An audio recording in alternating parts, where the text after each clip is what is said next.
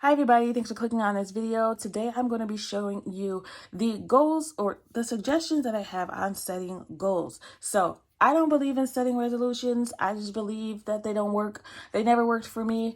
But I do like setting goals because they do work. It's a time frame of 1 year that's just too long for me to track. It's too long for me to remember. I completely forget about my goals by mid-February or I just fall off of them because they just don't feel attainable. So I decided to do the 12-week year. I'm going to show you guys how I set my goals. My 12-week year is not like all other 12-week years. They are very different for me personally. So I want to show you guys the routines that I've created based on both the 12-week year and all the other self-help books that I've read over the past few years. So this is what I've combined in the strategy that I've created on goal setting, and I want to share it with you. All right, so let's get started. I initially wanted to just come and show you what my goals will be for 2025, but I decided, let me give you guys an updated 12-week year kind of plan. So I have decided last year in 2024 that I was not going to do resolutions. So I decided to do the 12-week year method. It's a book that I read by Brian Tracy, and I loved it. It worked really well for me, and I'm going to continue to do it in 2025 because it worked so well. I got so much done. I was so productive last year, and I'm very happy of what I have accomplished in 2024. So we're gonna just do the same thing in 2025. But I wanted to share with you guys how I set goals. It sounds really simple, but there really is a way to set goals. Some people just don't know or don't have an idea where to start, or their goals are not specific enough. So I wanted to share my routine with you. So for the goal routine, the step number 1 that I suggest is to read or listen to the 12-week year by Brian Morgan. That is a great book. It's a great place to start. Like I said, I kind of adapted this to work for me. So a lot of the rules I did not follow, but the basics I did follow. So, and I'll show you what those are. I'll show you the way that I'm doing it. So I suggest that I did put it in my 12-week year series playlist. So it's easy for you to just listen to if you don't want to read the book. Did I do both? No, I listened to it twice. So every quarter, I think I'm going to go in and listen to it again because I think it was a great book. Another book that I can suggest is Eat That Frog. So before 2025, I want you to read or listen to the 12-week year and read or listen to Eat That Frog. I can't remember who that's by, but I just finished that. And that was a great, quick, simple, straight to the point book. Those are the self-help books that I love. So those are 2 that I suggest you read before 2025. If you don't want to read either of them or listen to either of them because you're not a book person, I highly suggest the YouTube channel A Little Bit Better. That I listen to her channel all the time. As far as goals go and self-help books and improvement, watch her videos. You'll love them.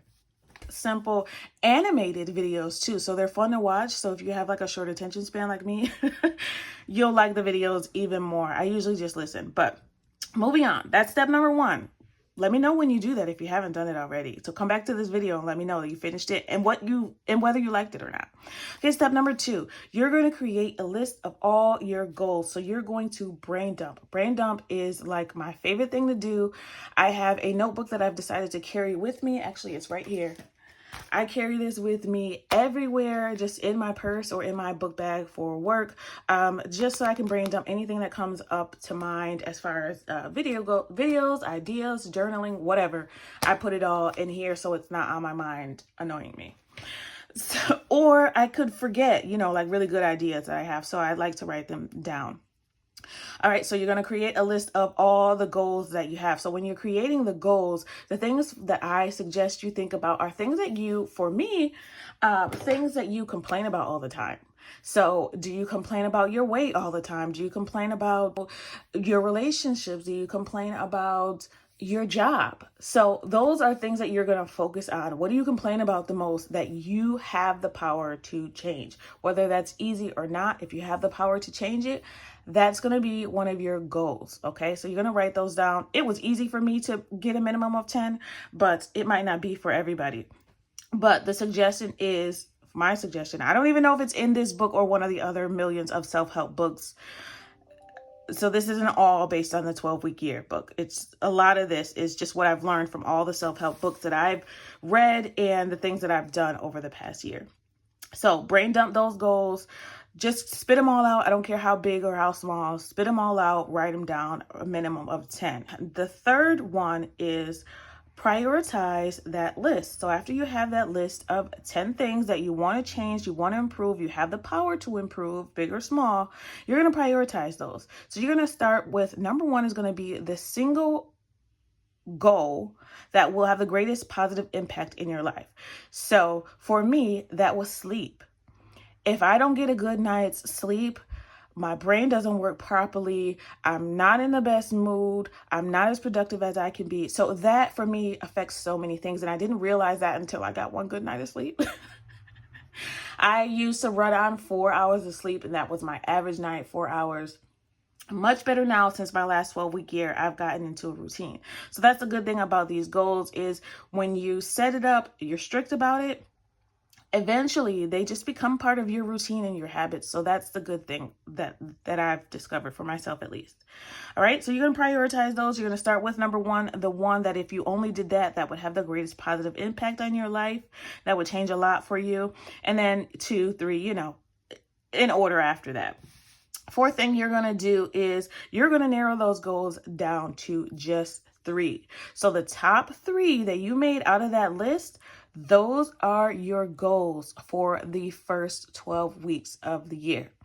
Now, I don't have a set time frame of when your 12 weeks should be. I don't even believe that you have to have 12 weeks. You can do this based on a month. You could do it out longer. The point is just a year is just too long. It's just too long and not specific enough for you to stay on top of. To me, anyway. And that's the idea of the 12-week year. All right. After you narrow down those 3 goals, the next thing you're going to do, you're going to make them SMART goals. So you're going to make them specific, measurable, achievable, relevant, and time-bound. So specific. So you can't just say, I want to lose weight. You have to make it specific. I want to lose 10 pounds by this date. So that's going to be specific and time bound. I want to lose 10 pounds by January. No, that's too soon. Let's just put it out there, March 10th. So again, these are on you. They have to be also attainable, measurable, be achievable too. So you can't just say, I want to lose 50 pounds in a month. I mean, I guess some people can. If you watch my 600-pound life, they do. But just make it achievable and safe. Of course, if it's something that you're losing weight or something like that, health-wise, make sure you talk to your doctor about it and they can help you create those achievable goals, right? It has to be relevant to your life. It can't be something that you don't even need to do. Like, it has to be something that's going to improve your life. It has to be relevant to you specifically. Somebody else's goals might not be achievable for you, right?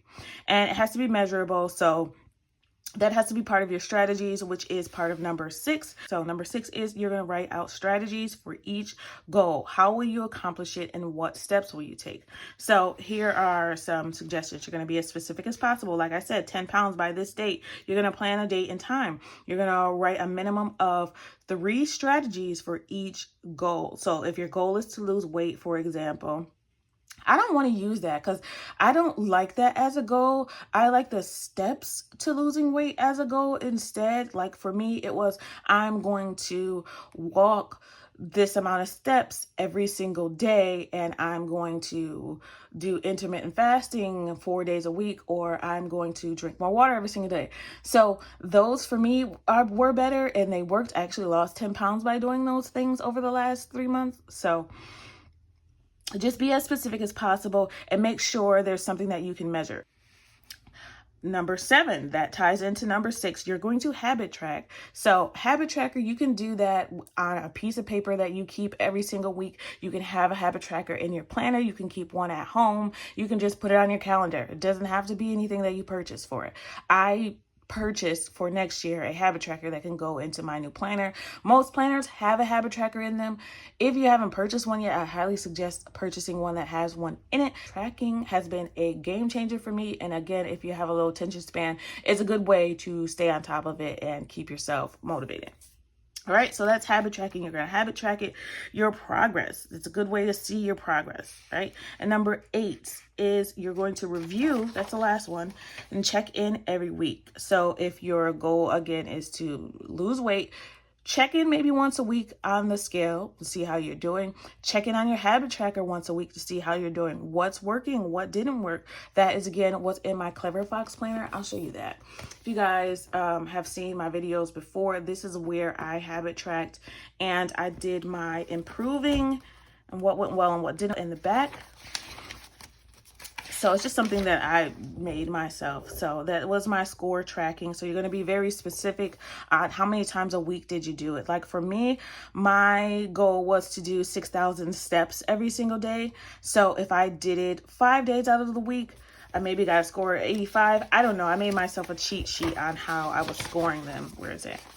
Here it is. So make sure you see that video if you want an idea on how to score yourself. But this is how I was tracking each of my habits, and I'm scoring myself every week. It's too hard to explain in this video, but make sure you check it out, how I decided to goal score. For my September through November 12-week year, I ended up scoring a total of 86. Was it 86? Let me see. It was 86. I got a score of 86. So the minimum goal for me to score to make, I don't even know if that just made sense. The score that I wanted to reach was 85% every week. So there was a couple weeks that I didn't make it, but overall I made up for it and I got an 86% score, which I'm happy with. Now these goals can be as strict or as lenient as you want them to be. They don't have to be big goals. Like I said, one of my goals was to get in bed by 9 o'clock. Like, it's simple. Make them simple, make them easy, especially for your first time. Don't go all out. Don't make it unattainable. Make it so that you're going to be motivated to do this again, because it really does work. And I'm so happy I found this. So happy. I also do challenges every single month. That's one of my goals for 2025, is to make a new challenge for myself every month. So if you struggle with like just keeping your mind and being productive and just sticking to your goals, I think this is a very good way for you to force yourself to stay on top of it. If you don't do good one week, which I've had those weeks, if you saw my series, then you just do better next week. That's all you learn from it. You just do better the next time. But this is a great way to reach your goals. I highly, highly, highly recommend it. So that's it for the routine on how I set my goals.